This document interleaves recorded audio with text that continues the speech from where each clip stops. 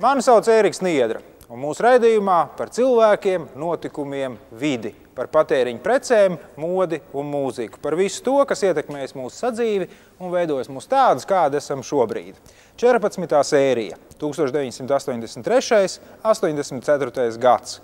Līvi dzied bērnu dziesmas, nūtriju audzēšana, piemineklis Rīgas atbrīvotājiem, aerobikas pulciņi, dzemdībās piedalās vīrs. Studijas viesi Aloizs Blonskis un Zintis Ekmanis. Kad Budapeštas augstākās lietišķās mākslas skolas pasniedzējs Erne Rubiks izgudroja savu klucīti, kubiku, viņam pat prātā nevarēja ienākt, tā izplatība visā pasaulē. 83. gadā prāta un roku nodarbināšanas ierīce ir sasniegusi arī Latviju. Sākumā krāsainos 6 skaldnes salikt ir praktiski neiespējami, taču drīz vien parādās īpašas formulas un īsti meistari to saliek nepilnā pusminūtē. Kā jau visas modes preces, arī Rubika kubs ir deficīts. Labi ļaudis, līdz ar košļinēm un džinsiem, Latvijā to ieved no ārzemēm, bet ar laiku noreaģē arī padomju tirdzniecības sistēma, un tas pieejams ikvienā veikalā. Tiesa maksā diezgan sālīti. Kubikus groza visi un visur, bet visvairāk un azartiskāk tieši skolās, tā, lai mācību process tiktu pilnībā dezorganizēts. Par nosaukumu. Ļoti daudzi, starp citu, ir pārliecināti, ka spēlīti nosaukt par godu toreizējam Rīgas izpildkomitejas priekšsēdētājam, proti Alfredam Rubikam. Gatavojoties 80. gada olimpiskajām spēlēm par burāšanas centru, tiek izvēlēta Rīga. Tomēr Latvijas kompartijas līderi nobīstas no lielās atbildības. Igauņi ir daudz uzņēmīgāk, un līdz 80. gadam Tallina tiek uzkopta līdz Rietuma Eiropas standartu līmenim. Taču, lai Rīga nepaliktu pavisam noplukusi, 83. gadā poļu restaurātoru firma PKZ ķeras pie Vecrīgas kosmētiskās uzskaistināšanas. Pati pilsētas sirds, Vecpilsēta, Vissavienības arhitektūras piemineklis, arī praktiski gūst savu atjaunošanās procesu, jo masveidā ir uzsākta šo arhitektūras pieminekļu restaurācija, rekonstrukcija.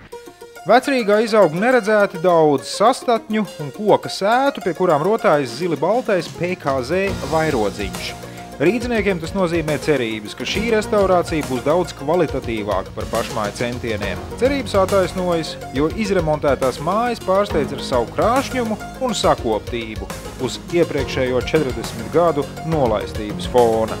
Tomēr latviešu restaurātori rauc pieres, jo poļiem vairāk patīkot visu veco pilnībā nomainīt ar mūsdienu kopijām, un dažkārt viens otrs vērtīgs, bet ķirmju sagrausts pagātnes liecinieks tiek vienkārši nogādāts izgāstuvē. 83. gada 13. septembrī nāk klajā LKPCK, ministru padomes un Latvijas Republikāniskās arotbiedrību padomes lēmums numur 534 par intensīvāku darbu socialistiskās darba disciplīnas nostiprināšanā. Jurijs Andropovs, Padomju Savienības ģenerālsekretārs, visu mūžu bijis čekists, tāpēc uzskata, ka disciplīnai darba vietās jābūt priekšzīmīgai kā koncentrācijas nometnēs. Vēlams no zvana līdz zvanam, vēlams vienotā ierindā un galvu nepaceļot. Вы где работаете? Я? Да. Нет. Нигде не работаете? Как не работаю? Ну где вы? Я работаю. Вот сейчас 12 часов дня. Jaunais gads sadzīvē sākas ar vārdiem priecīgu jauno 1937. gadu. Tādā veidā iedzīvotāji ironiski atsaucas uz tā dēvētajām Andropovu tvarstīšanām, kurās miliči cenšas nometīt visus, kas darba laikā atrodas veikalos, frizētavās, kafejnīcās, kinoteātros vai vienkārši klīst pa ielām. Ļautiņi ir satraukti, bet uz Sibīriju jau nevienu komunistiskā darba grāvēju tomēr nesūta. Protokols, morāle, partijas un darba vietas sapulce un zaudēta prēmija finālā. Nepatīkami, protams.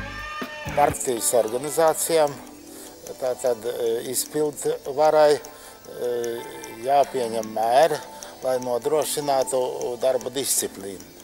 Un ierēģiem jābūt darba vietā noteikti stundu skaita, teiksim, 8 darba stundas tātad, un šajā laikā nedrīkstēja apmeklēt iestādes, kas nav saistīts ar viņu darbu. Tur pārsvarā gāja skatīties darba vietu tūmā, un tie administrācijas pārstāvi, kuri pazina šīs personas, personīgi pazina pēc izskata, pēc sejas.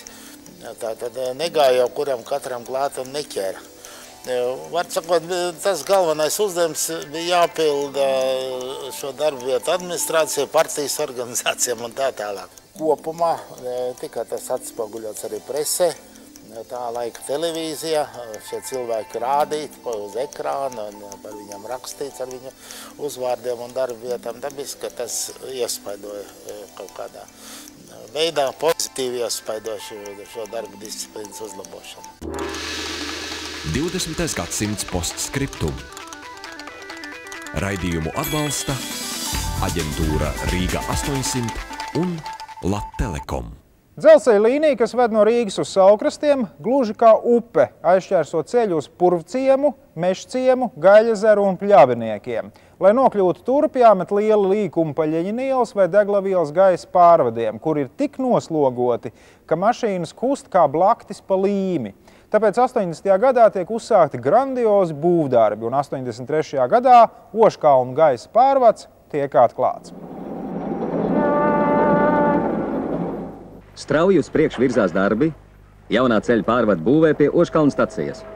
Tiltam katrā virzienā ir 2 joslas, bet pa vidu arī tramvaja sliedes. Tas tāpēc, ka drīzumā Rīgā ieplānots būvēt metro, un Ļeņina ielas gaisa tiltu būs jāslēdz uz ilgāku laiku. Visu transportu, ieskaitot tramvaju, novirzot uz jauno ceļu pārvadu.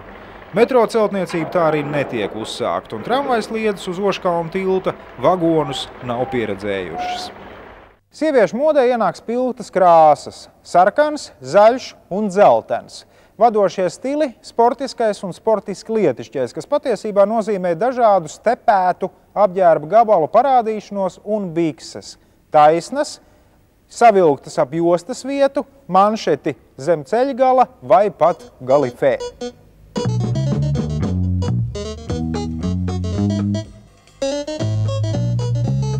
Pēdējais mūsdienu modes kliedziens no PSRS Rietuma Republikas Latvijas. Neredzēta pirmizrāde. To organizē biedrība Francija PSRS. Tā rakstīja franču avīze La Montagne.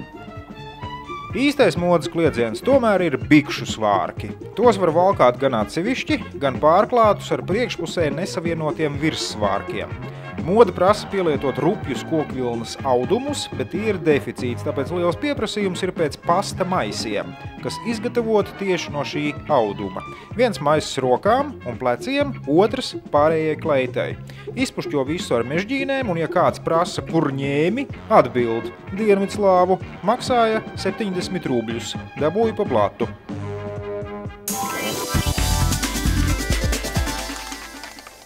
Latvijas estrādes pārstāvji iedalīti profesionālajos, valsts filharmonijas darbinieki un tā saucamajos pašdarbības estrādes ansambļos.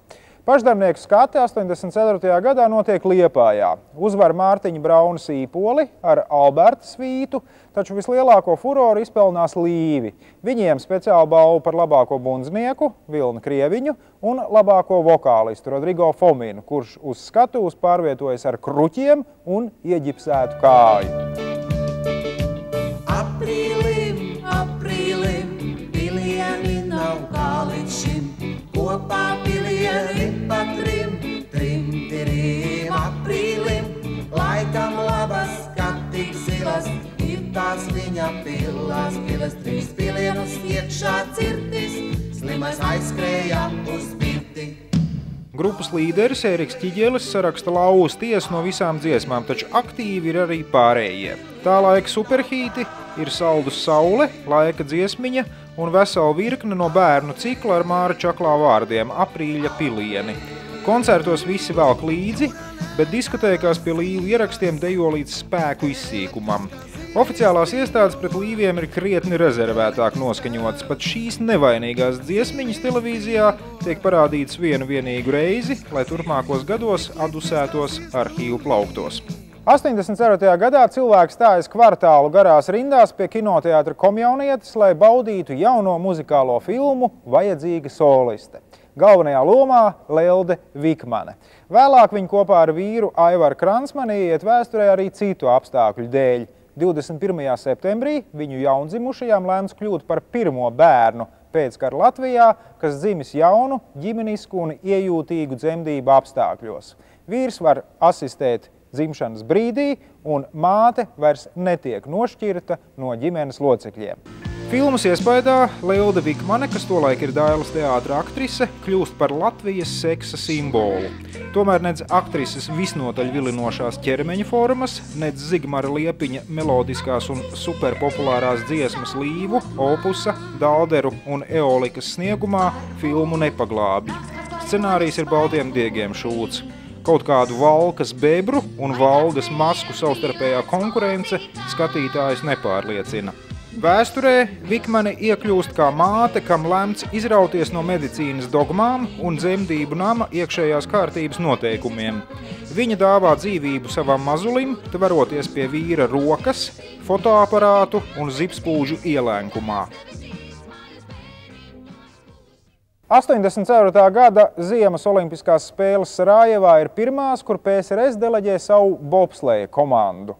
Izlases trenē Rolands Upatnieks, divnieku sacensībās piedalās Zintis Ekmanis ar Vladimiru Aleksandrovu un Jānis Ķipurs ar Aivaru Šnepstu. Ziemā notika PSRS pirmais bobsleja čempionāts, bet potenciālajā valsts izlasē vēl dažas brīvas vietas. Kam tās tiks? Noskaidrojās šai daudzpusīgajā testā, kur piedalījās puiši no visas Padomju Savienības. Latviešu bobsleja sākotnējos panākumus lielā mērā nodrošina Vefiņa entuziastu ražotās kamanas. Turklāt Siguldā tiek celt arī jaunā kamaniņa un bobsleja trase. Pasaulē par šiem notikumiem neko daudz nezina un brīnās par nepieredzējušo sovietu panākumiem. Mēs, kā sportisti, tikām atlasīti pēc fiziskā principa, teiksim, pēc fiziskās sagatavotības līmeņa, un pirmajos gados mēs visus pārsteidzam ar ļoti lieliem starta ātrumiem. Tomēr līdz 1983. gadam augstāk par 6. 5. vietu mēs nevarējām tikt, jo priekšā mums bija lielās bobsleja lielvalsts Šveice, Vācijas Demokrātiskā republika, arī Itālija tur, un nekas cits neatlika, kā domāt par jaunu bobu izgatavošanu. Paša šī boba koncepcija un ideja arī bija vienkārša un tai pašā ziņā ģeniāla. Divi sportisti, teiksim, Ķipurs ar Šnepstu, toreiz bija viņi mūsu līderi, tika nosēdināti. Viņiem apkārt tika novilkta līnija un pēc tam tika izveidots boba modelis, un šī modelī tika mēģināts būvēt iekšā mehāniskās detaļas. Un jāsaka, ka ļoti teicam ar šo uzdevumu tika galā VEF speciālisti, un 83. gada rudenī mēs ieradāmies rietumos ar jaunu modeli. Šis bobs bija avangardisks un ģeniāls, jo bija ļoti maza pretestības spēja. Tad pats tas modelis bija mazāks nekā citi analogi, un otrkārt nebija arī dalījuma vietas, jo kamanas normāli ir sadalīts uz pusēm, lai pēc iespējas mazinātu šo lauzienu, ieejot virāžās. Te mēs paši viņu saucām par haizivīm, ja viņš atgādināja haizivs priekšējā daļa. Ja redzat, arī pirmā formula pašlaik ir gājusi līdzīgi ceļi, tikai ar kādu 12-13 gadu novēlēšanos. Mūsu bobs izskatījās ļoti līdzīgs pirmai formulai, kāda viņa izskatās tagad. 20. gadsimts postskriptum. Raidījumu atbalsta aģentūra Rīga 800 un Lattelekom.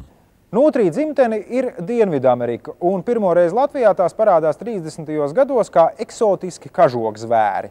80. gadu vidū Latvijas iedzīvotājs pārņem pārliecība, ka tieši šie grauzēji uzskatām par zelta āderi. Un kā nu ne, Tiem ir skaisti un samērā dārgi kā žoki, apstrādāti tie maksā 40 rubļus gabalā, un gaļa, kuru dažās valstīs pat uzskata par delikatesi.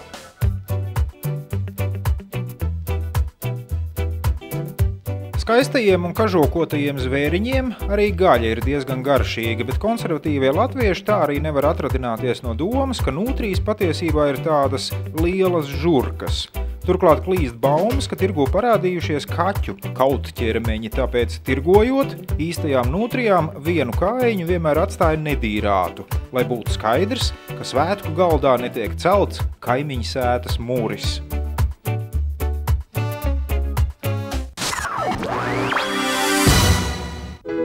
Kas zina, kā īsti rodas iedvesma. Šajā pilsētā tā dzimst no nejaušības, no vēja spēlēm, no viļņu sarunām, no akmens mūzikas. Tā dzimst no priecīgas saviļņojuma svētku priekšvakarā. Šajā pilsētā, Rīgā. Arī tu esi gaidīts Rīgas 800 gadas svētkos. Gaidīts, lai iedvesmotos. Mums tepat blakus ir lietas, kuru pastāvēšanai mēs ikdienā nepievēršam uzmanību. Gaiss, zeme, ūdens, uguns, telefons. Mūsdienās telefona līnijas caurstrāvo visu, kas notiek pasaulē. Darbus un atpūtu, rūkus un priekus, visu, kas notiek ar mums. Esam tuvāk. Lattelekom.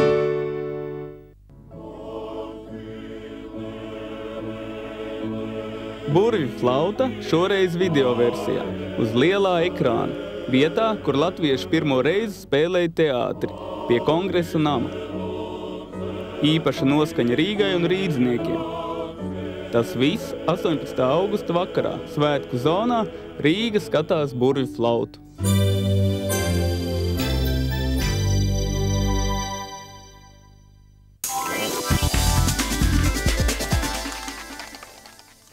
– 87. gadā tiek uzsākta grandioza pieminekļa celtniecība Rīgas atbrīvotājiem Pārdaugavā. Līdzekļu nepietiek, tāpēc iedzīvotāji brīvprātīgi ziedo naudas līdzekļus. Parasti tā ir vienas darba dienas vidējā izpeļņa, ko grāmatvedība automātiski atvelk un pārskaita Latvijas Republikāniskā kantora pilsētas pārvaldes rēķinā numur 851 068 880.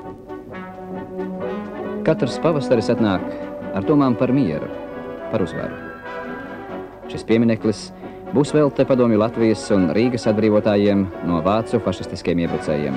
Pamat dominanta ir vertikāli obelisks, kas sastāv no 5 zvaigžņu elementiem. Katrs no tiem elementiem simbolizē vienu kara gadu. Jaunus masu radošās iniciatīvas uzplūdes parasti atzīmē ar dažādiem maksājumiem, no kuriem atsakās tikai izteikti reakcionāri un tautas ienaidnieki. Gada laikā dolomītā, granītā un bronzā veidotais komplekss ir gatavs. Zīdainis, kas sākotnējā iecerē atradās mātes dzimtenes rokās, realizētajā variantā no pieminekļa ir pazudis. Izskaidrojums, lai neizskatītos, ka atbrīvotāja armijas kareivji vēlas viņai to atņemt. Augustu Vosu Latvijas PSR komunistiskās partijas pirmā sekretāra amatā nomaina Boris Pugo. Voss tiek ievēlēts PSRS augstākās padomas tautību padomē un dodas uz Maskavu, atstādams aiz sevis iekoptas medību tradīcijas, sazarotu somu piršu tīklu, kā arī baumas par aizraušanos ar jauniem zēniem. Uz redzēšanos, August.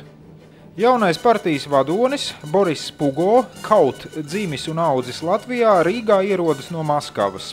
Tā kā lielāko savas karjeras daļu Pugo veido Valsts drošības komitejā, viņu bieži vien dēvē par Latvijas Andropovu. Bet kopumā Pugo ir tipisks attīstītas stagnācijas vadītājs. Viņš dzīvo vienkāršu, nepamanāmu funkcionāra dzīvi un nekādus paliekošus darbus neveic.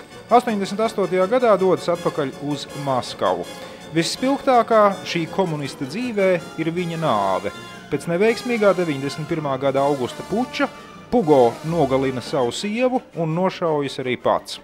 Rakstnieks Andris Kolbergs raksta nevis vienkārši kriminālu romānus, bet ietver tajos arī laikmeta noskaņojumu, stilu elementus. vārdu sakot, laikmeta garšu. 84. gadā turpinājumos sāk publicēt viņa jauno kriminālu romānu Naktī Lietū. Tajā cilāts kāds notikums, kas jau izraisīs sabiedrības rezonanci un plašu apspriešanu agrāk. Romānā cilāts kāds notikums, kas izraisīs sabiedrības rezonanci un savstarpēju apspriešanu jau agrāk. Tas aprakstīts tik spilgti, ka viens no slavenākajiem Latvijas medicīnas profesoriem, sirds operāciju ķirurgs, pat dodas uz prokuratūru. Sūdzēties, ka prototips lūk esot tieši viņš, bet Kolbergs kukļņemšanas faktus redz esot traktējis gauži nepareizi. Prokuratūra lūdz daktarim mazliet apdomāties, vai tiešām kukuļi un vai tiešām viņš. Profesors apdomājas un sevi romānā vairs neatpazīst. Latvijas kultūras namos vispār izglītojošajās un sporta skolās sākas aerobikas pulciņu organizēšana. Vienam instruktoram uzticēti tieši tik dalībnieki, cik vien var satilpināt nodarbību telpās. Turklāt piesakās aizvien jauni un jauni. Vilinājums jau ir liels – pavingrot modernas mūzikas pavadībā, vienlaicīgi nostiprinot savu sportisko formu. Vismaz tā domā paši dalībnieki. Latvijas sievietes vēlas, vingrojot mūzikas pavadībā, justies par 20 gadiem jaunākas. Nodarbības pārsvarā vada profesionāli sportisti, aktieri un dejotāji. Turklāt šī disciplīna iekļaut arī Fiskultūras institūta apmācību programmā, tāpēc visi šīs iestādes beidzēji vismaz pamatos zina, kā un kas veicams.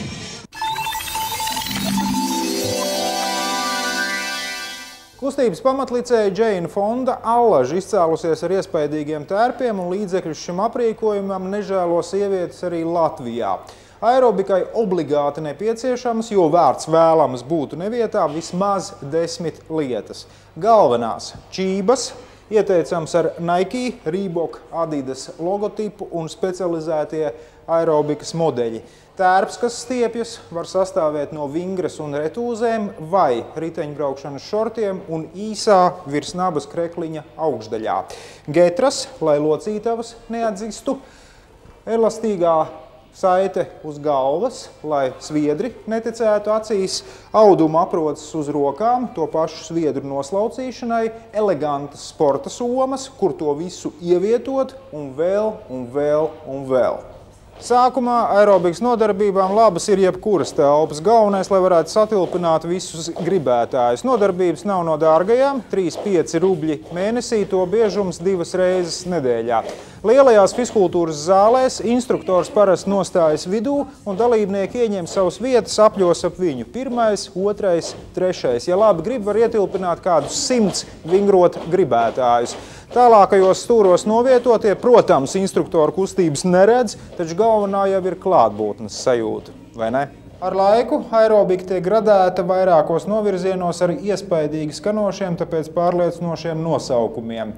Shapings, stretchings, vapings, fitness, rock'n'rolls, cardio jam, taebo, body toning, fat burning un vēl citiem. Inete Ķirse, kas ar pseidonīmu Karmena demonstrē vingrinājumus rīta televīzijā, ievieš vēl vienu – erotiskā aerobika. 20. gadsimts postskriptum. Raidījumu atbalsta aģentūra Rīga 800 un Lattelekom. Sadzīvē parādās jauna tehnika – videomagnetofoni. Palielās kasetēs ietilpinātās magnētiskās lentēs ierakstītais attēls atveidojams uz parasta mājas televizora. Atšķirībā no kinoteātru cenzētās un izgraizītās produkcijas, videokasetēs atrodams absolūti viss, sākot ar kinomākslas šedevriem un beidzot ar Hongkongas karatē gabaliem un vācu bezsatura pornogrāfiju. Cilvēki vienojas slepenās grupās, lai pavadītu kopīgas naktis 5, 6 mākslas filmu demonstrācijas seansos. Viena kolektīvā videonakts parasti maksā 5 rubļus no galviņas, bet par 200 rubļiem iespējams izīrēt aparatūru ar visām filmām uz vairākām diennaktīm. Pagrīdes seanses bieži izvēršas neliela apmēra ballītēs. Alkohols, klāti galdi ar uzkodām un pamatīgs stress, jo modrie kaimiņi var nosūdzēt, milicija, izskrūvējot kāpņu telpā korķus var iekļūt dzīvoklī, konfiscēt filmas un aparatūru. Atņemtās filmas izvērtēja īpaša komisija, kas visu noskatās un sastāda atzinumu. Šī filma ir rādāma, bet tā ir kaitīga, naidīga un vardarbīga pornogrāfija. Komisijas sastāvā ir Valdis Birkaus, Oļģerts Dunkers, Velta Puriņa, Jānis Gavars, Ģirds Dzenītis un citi. Tā bija raidījuma cikla 20. gadsimts postskriptum 14. sērija. 1983. 84. gads. Cilvēki, notikumi, vide, patēriņa preces, mode, mūzika, viss, kas iespaidojas mūsu sadzīvi un veidojas mūs tādus, kādi esam šobrīd. Nākamajā sērijā 1985. 86. gads. Braucienu uz Viļņas teātriem, pērkona koncerts Ogrē, retro automašīnas, Dobeles mīkstās rotaļlietas, Čiekuru kalna tirdziņš. Visu labu un līdz nākamajai kopējo atmiņu reizei!